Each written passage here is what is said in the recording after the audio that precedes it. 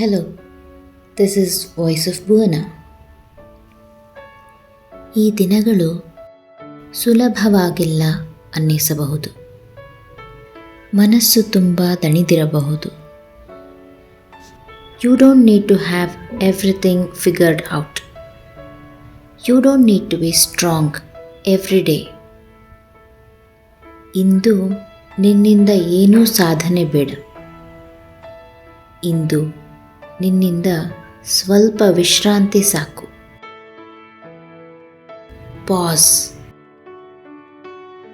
Breathe slowly. ನೀನು ನಿಂತಿಲ್ಲ, ನೀನು ಗುಣಮುಖನಾಗುತ್ತಿದ್ದೀಯ.